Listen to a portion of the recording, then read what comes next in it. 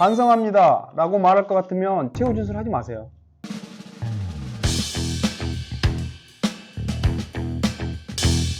안녕하세요. 변호사랑의 최승현 변호사입니다. 형사재판을 하면서 재판장들이 피고인에게 마지막에 하는 말이 있습니다. 피고인들에게 피고인 이제 재판 마칩니다. 마지막으로 하고 싶은 말 있으면 하세요. 그 말의 의미가 최후 진술을 하라는 의미입니다. 최후 진술 한마디에 재판의 결과가 완전히 뒤집힌다 볼 수는 없지만 양형이라든가 큰 영향을 미칠 수 있는 마지막 무기라고 할 수 있습니다. 저도 판사 시절에 피고인이 가정 환경에 대해서 상당히 설득력 있게 진술을 해서 집행유예로 그 자리에서 마음을 바꿨던 적이 있었던 것 같습니다. 오늘은 최후 진술을 할 때 판사에게 어떻게 진술을 하는 것이 설득력이 있는지, 어떻게 준비하는 것이 좋은지 한번 알아보도록 하겠습니다.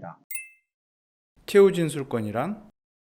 형사소송법에 보면 형사재판에 있어서 판사가 재판을 끝낼 때 검사의 의견을 들은 뒤에 변호사나 피고인의 최후 진술을 듣도록 하고 있습니다. 마지막 진술을 보장하는 것이 최후 진술권입니다. 양형이라든가 사건의 진실을 파악하는 데 시간을 주는 거기 때문에 굉장히 잘 활용해야 될 필요가 있습니다. 최후 진술권은 형사소송법에서 보장해주는 권리입니다. 재판장이 혹시 이 부분을 간과하고 피고인이나 변호인에게 최후 진술할 시간을 주지 않고 재판을 마쳤다. 법률상의 권리이기 때문에 그 권리를 보장하지 않은 재판은 위법한 재판이 될 가능성이 있습니다. 최후 진술권 왜 중요한가요?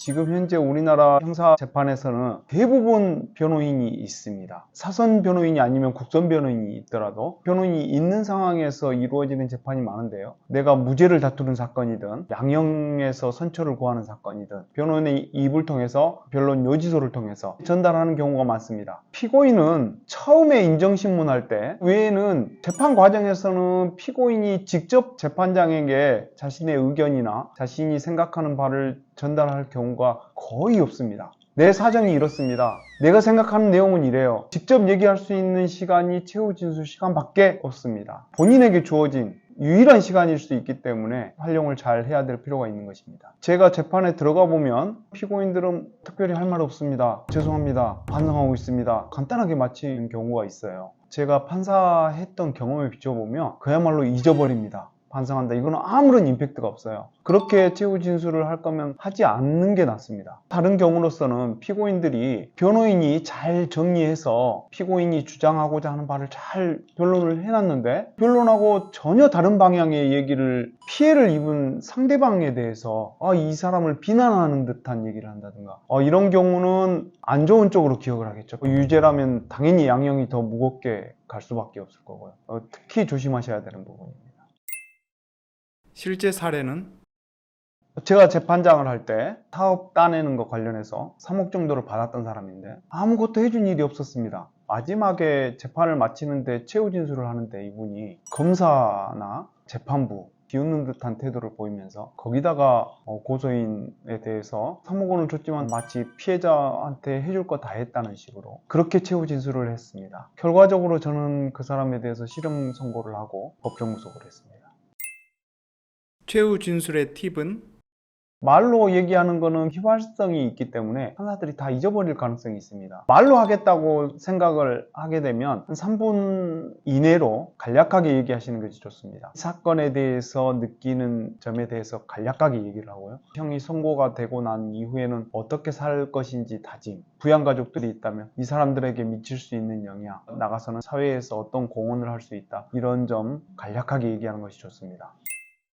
너무 길어지고 장황해질 것 같다, 아니면 내가 판사한테 하고 싶은 말이 너무 많다, 그러면 서면으로 작성해 오는 것이 좋습니다. 참여하고 있는 실무관한테 제출을 하게 되면 공판조서에 별도의 서면으로 최후 진술을 가름함 이렇게 기록이 남게 됩니다. 공판조서에 기록에 남는다는 취지는 공판에서 분명히 이렇게 진술했다는 것을 남겨주는 거기 때문에 판사가 안 볼 수가 없고요. 당연히 읽어보게 되겠죠.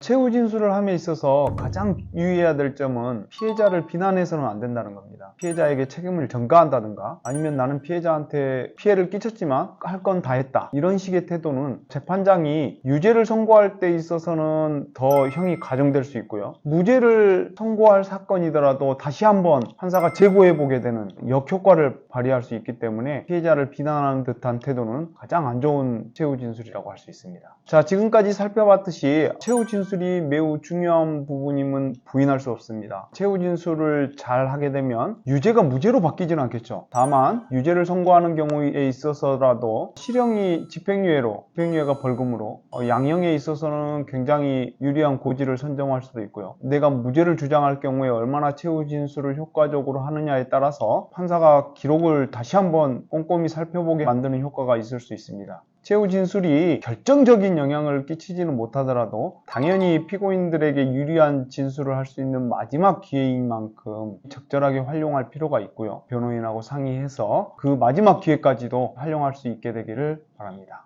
감사합니다. 변호사랑의 최승현 변호사였습니다.